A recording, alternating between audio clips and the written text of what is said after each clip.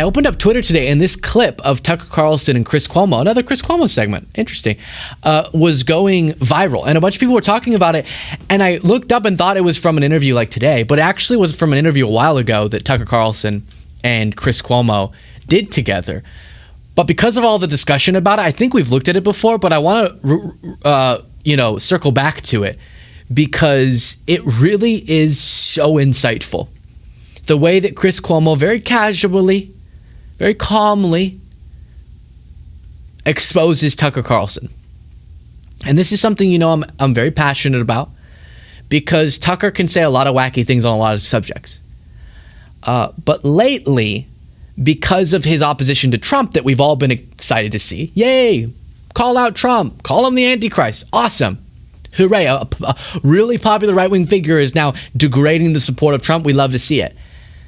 But because of the way that we're very black and white in our analysis in a lot of the online space, this has led to some cheerleading of him that it seems to me denotes a level of credibility we're supposed to assume about him that doesn't exist. So he's been blown by the wind into the correct position on Iran or the Epstein files. But man, he does not have a logical, ideological framework that should be trusted. And that comes through so clearly. And I think this is so insightful because it's a foreign policy issue being Russia's invasion of Ukraine. He's getting very popular among some people who used to find him to be terrible, among more liberal-minded people, because he's taking a foreign policy stance we agree with on Iran. Or he'll say he has a humanitarian heart and he really wants to speak out against the killing of innocents as it pertains to Palestinians. Then we jump over one foreign policy issue and all of a sudden he's cheering for the invader with Russia's invasion of Ukraine. That's now going on years and years and tons of innocent Ukrainian civilians have been slaughtered. And the only innocent civilians, as we looked at earlier this week, that he seems to care about are Russian civilians. Which when you look at Russian civilians in Russia who have been killed during this war, it's in the hundreds. And not purposeful, but there have been thousands of purposeful strikes in Ukraine on Ukrainian civilians that have killed tens of thousands of Ukrainian civilians. And he doesn't care about that. And so that's why I keep bringing it up is like to make sure we remember that as he's getting a lot of mainstream attention, a lot more people are sympathizing with his criticisms of Trump, to be like, hey, make sure you know this is not a trustworthy guy in general, though.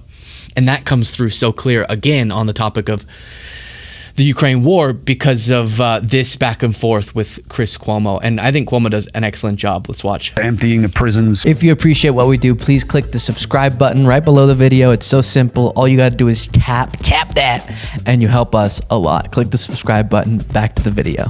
Russia has 100 million 140 million people. But 100 million more people. But have you ever heard of us emptying out the prisons?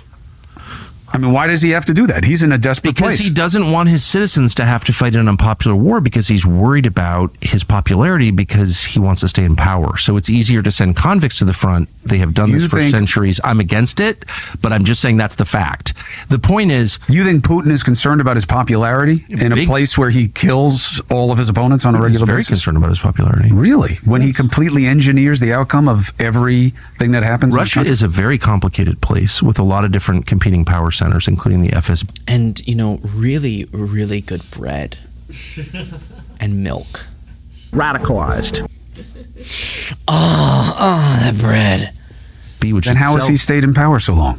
Because he's really good at politics and he pays very close attention to what the public thinks. Very close. He's got the military, just like any country. First of all, you know how lousy life is there for people, right?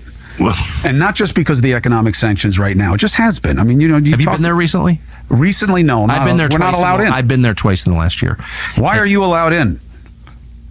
I don't know. I'm an American. Friend of Putin. Whatever. Friend of Putin. Because I believe in seeing things and reaching my own conclusions. Oh, me too. I'm not allowed in there as a journalist. I'm sure you could call right now and they will let you in, and you should go. You just wouldn't let me out. Wind up like Paul Whelan. I think and you wouldn't be arguing my case. But look, here's the point. No, Russia. No. Wait, that trapped him. We just watched him interview the Merchant of Death earlier this week, is the moniker of the Victor Bout figure. And Tucker brought him on and just did not challenge him on the morality of invading a sovereign country and slaughtering a bunch of people when you could stop at any point. And only asked questions like, why does the West want this war? Why does Macron want this war? Never asking why Putin wants it, because he's the one who started the war, right? You remember that? And here, Chris gets at something. Now, Chris is trying to be nice so he doesn't grab, because he could pick up Tucker and just swing him around. He could be tell me the thing I'm asking. But he doesn't do that. And instead he does back off, but that was so informative. Tucker's like, well, have you been to Russia recently and interviewed Putin? And Chris is like, no, not recently, I haven't. And Tucker's like, see, because I actually look for the truth more. And Chris is like, no, I've tried. They don't let me in. They don't let me do such interviews because I would actually challenge him. They let you because you sat there with this look on your face for 4 hours and never actually asked insightful or challenging questions, and never called out whenever Putin had no justification for the invasion and just blabbered on about irrelevant historical facts or distorted facts that he's memorized. So that's why they won't let Chris Cuomo or me go into Russia. And if they did, like Chris said, I don't know if I would leave or if Chris would leave. But of course, Tucker speaks a big game about I actually like to go investigate and learn for myself. Really? Why'd you only go to Russia then? You didn't go to Ukraine, did you? I did. You didn't. You didn't actually go where the war was happening, did you? No, you didn't. You didn't actually go and watch children be dragged out of buildings that they just got killed in by Putin's invasion. Did you? No. You went to the Kremlin where they did a propaganda tour for you and you sniffed bread and then you sniffed Putin's... This. This is Putin. I got this in Ukraine. This right here. You did this. You went, oh, yay, thank you. That's what you did, Tucker. And so that's a really great point from Chris. Why do you think they let you in and not me? Putin does not have absolute control of his country, and there are all kinds of potential rivals. He's been there for... You sound more sympathetic towards him than towards Zelensky. I'm definitely more sympathetic to Putin than Zelensky for the following reason. I'm not sympathetic to Putin in the sense that I don't want to move to Russia. I don't see Russia as a close friend of mine at all, or a free country or anything like that. I'm just saying, I think it's fair to judge leaders on how they do for their country. They have one job: do a good job for your country, make it better. And you think Russia's doing well? A lot better than Ukraine. I mean, a lot of Ukrainians have fled Ukraine to Russia. A lot. Well, yeah, they're under siege right now. No, but I'm just saying, Russia actually, for a country at war, is thriving. I think it's got deeper problems. War is not good for any economy over time or any country over time. But there's been such a massive infusion of Chinese investment into Russia. That's great. So this was a while ago. Again, Tucker probably is eating his words. Well, he's not, because he'll never admit that he's wrong. But obviously the developments recently is that Russia's really struggling. Obviously. Economically, of course. When you start a war and you're not having to defend your own land, which is what Russia was doing, they were just invading, then there can be a temporary artificial sort of juicing of your economy, because all of a sudden your defense industry gets revved up, and we've seen that when we've gone to war before. Sometimes there's an initial boost, but eventually you run out of the funding, especially when Ukraine started doing strikes inside Russia on oil refineries, and it's a house of cards. And it's interesting that Tucker, who previously perpetuated the idea that if Russia chose to invade, it would be a 2-week project and they would have all of Ukraine.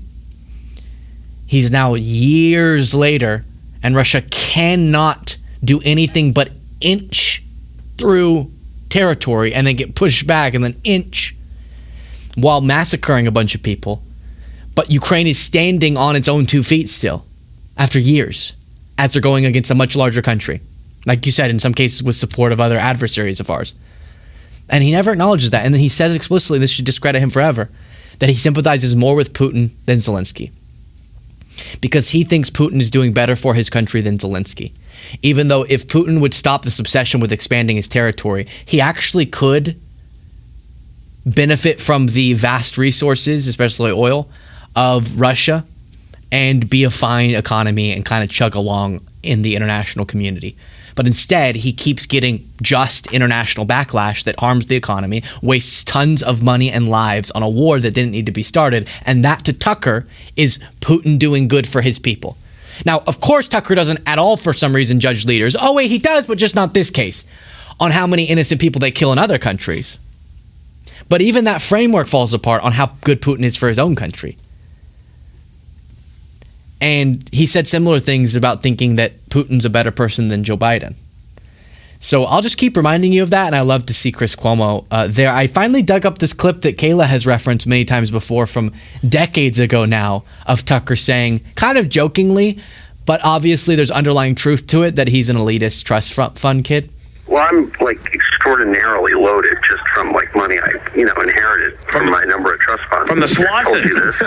Totally. From the Swanson deal. Yeah, I'll go out and beat some servants. I'll wrap my Lamborghini around a tree, go pick up a kilo or two. Just like normal stuff like that. You're just living. You're a trust fund baby, are you not? No, completely. I've never needed to work. Yeah, I mean, it's all just the whole cable news thing was just a total pose. It was like a phase I was going through. You're about the most unordinary person I know. You're an elitist. You're an asshole. No. But see, I'm an out of the closet elitist. I don't run around pretending to be a man of the people. I'm absolutely not a man of the people at all. It's funny. The first part is him thinking he's doing a bit, like, "Oh, people call me a trust fund baby." I don't think he thought he was being genuine there, but it is true. When he started talking about the Lamborghini Raptor, like that obviously was him trying to do, though. That's what people think of me, but it's not true. But the second part is, I think, totally genuine. Him saying, "Oh, well, you can call me an elitist, but I'm an out of closet one. I don't pretend to be a man of the people." And then a couple decades later, he builds a fake log cabin and tries to pretend to be a man of the people. I just like fly fishing.